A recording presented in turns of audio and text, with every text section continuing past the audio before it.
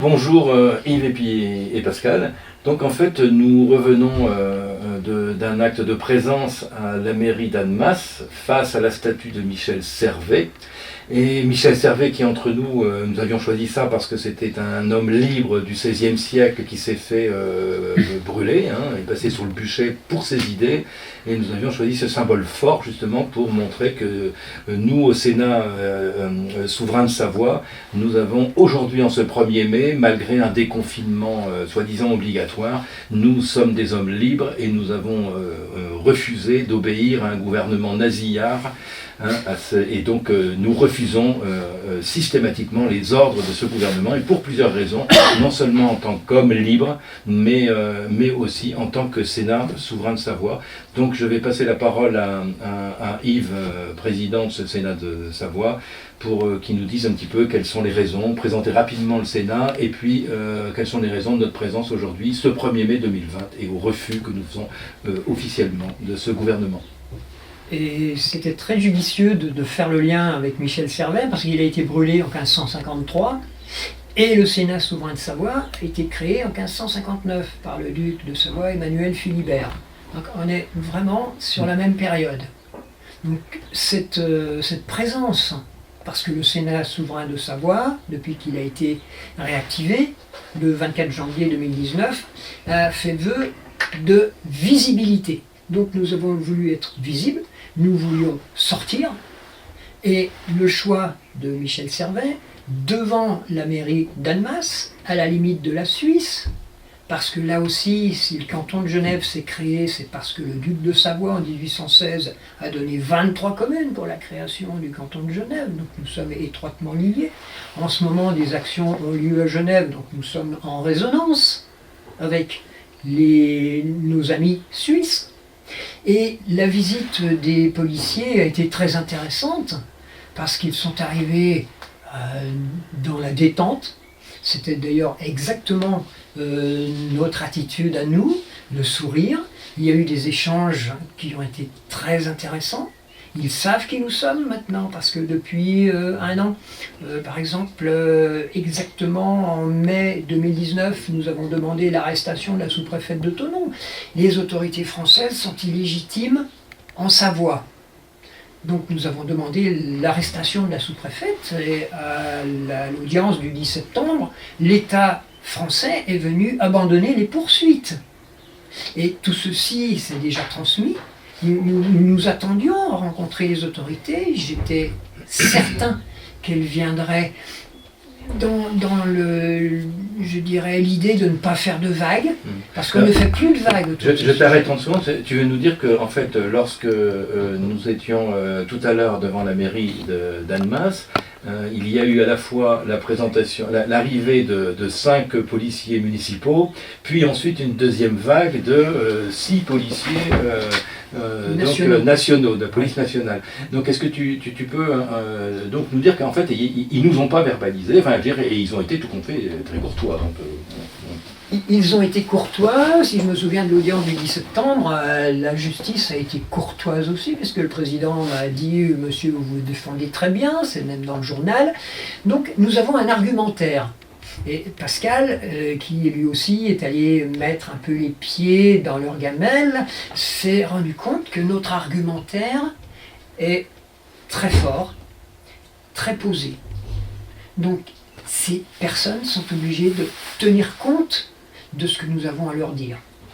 Aujourd'hui, c'était sur le sujet de ce confinement, de ce virus. Je crois que tout le monde sait maintenant que c'est un beau mensonge, que c'est de la manipulation, que même un enfant à l'école primaire, il n'arrive pas à comprendre ce qu'on essaye de nous faire gober. Donc nous avons renvoyé ce discours aux policiers, qui ont été très réceptifs. Nous savons qu'il y a une écoute de la part du camp d'en face, qui sait qu'il ne pourra plus rester longtemps sur notre territoire. Nous sommes chez nous.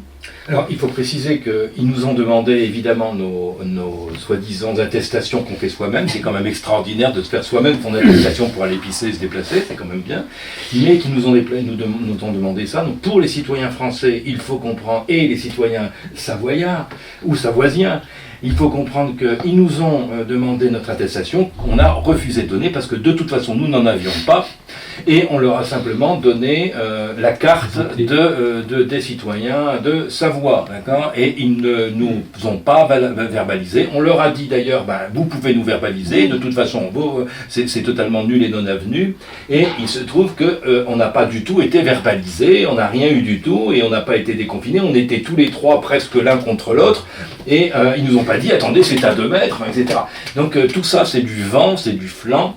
Et si vous voulez sortir et rester debout, donc on a bien vu, là, on a eu quand même droit à 2 vagues de 6 policiers. Hein, et ils ne nous ont pas pris, ni verbalisé, ni quoi que ce soit. Et nous n'avions pas d'autorisation, hein, volontairement.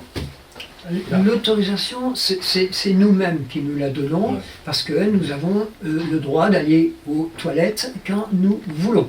Hein, nous ne sommes plus au cours préparatoire.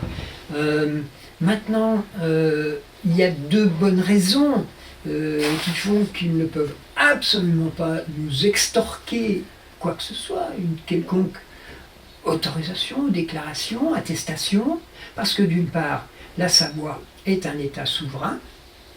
Depuis 1940, à la chute du traité d'annexion de 1860, mais deuxièmement, tous les Français peuvent nous rejoindre dans cette lutte, puisque la République française est une corporation qui a été déclarée au registre du commerce de Paris le 16 janvier 1947, avec 4300 et quelques filiales commerciales.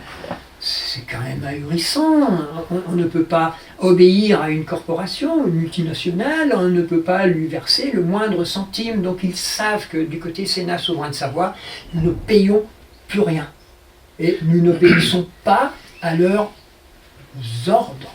Tu es en train de nous dire que la France est une société commerciale qui a été déclarée en 1947 et qui porte un numéro de SIRET, comme aucun Français ne sait, qui est 160 suivi de 60 17 01, c'est ça, oui. Et que tous les Français peuvent aller vérifier aujourd'hui en tapant le numéro de SIRET de la République française, d'accord, déclarée en 47. Oui. Pour précision, voilà. Elle est enregistrée au 55 faubourg de Saint-Honoré, c'est-à-dire la présidence française, le palais de l'Élysée, voilà, tout simplement.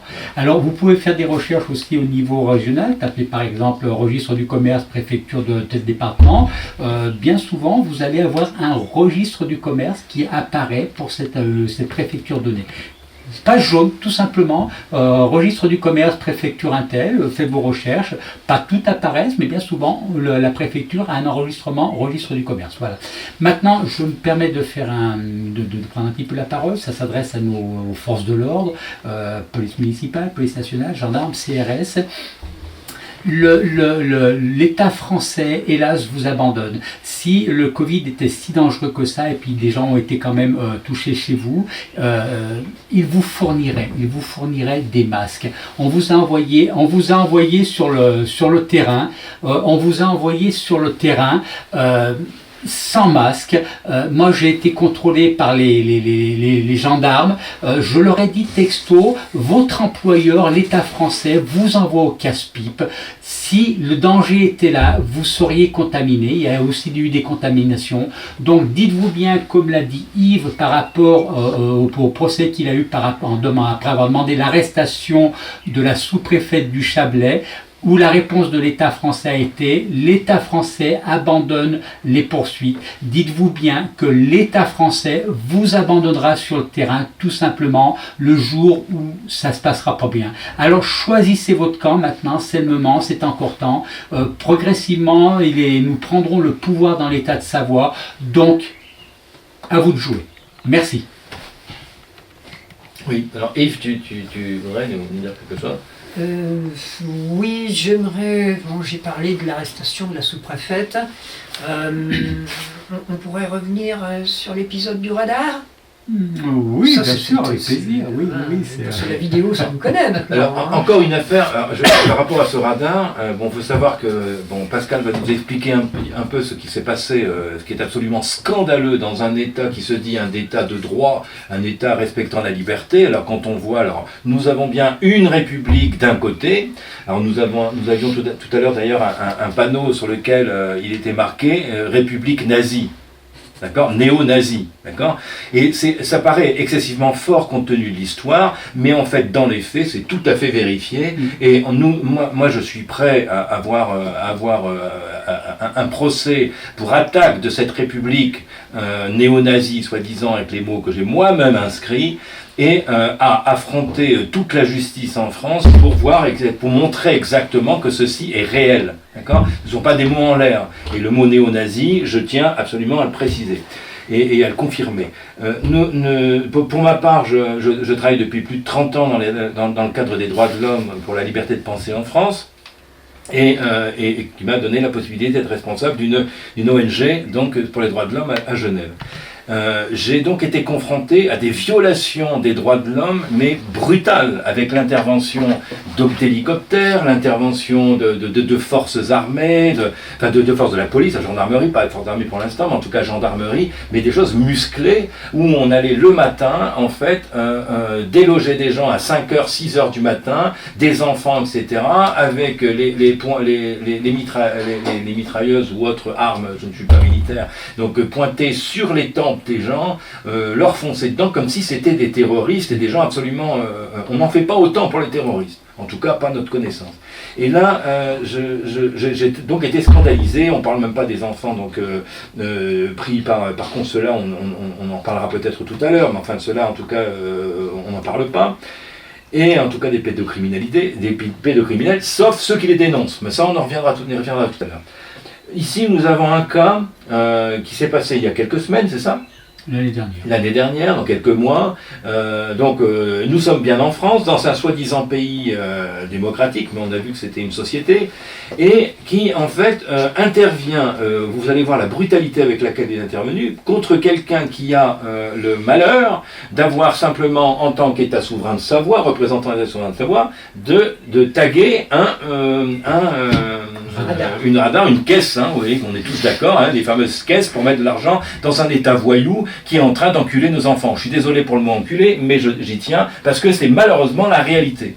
Donc en fait, et là je rejoins François Siebenthal qui en parle très bien, donc eh bien, écoutez, on va laisser la parole à Pascal qui va expliquer, relater les faits suite à voilà ce qui se passe en France aujourd'hui. Donc il est temps de se lever et de sortir tous. Pascal, on donne la parole.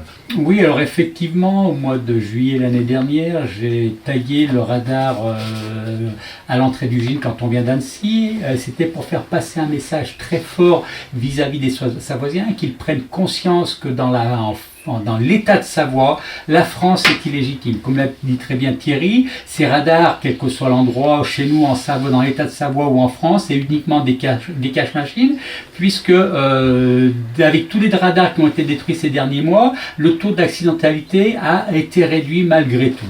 C'est uniquement pour ramasser du fric. Alors je l'ai taillé ce radar, j'ai fait une vidéo qui a eu un succès phénoménal sur Facebook, puisqu'elle a fait plus d'1 million de vues. On la retrouve d'ailleurs sur YouTube, vous pouvez la voir.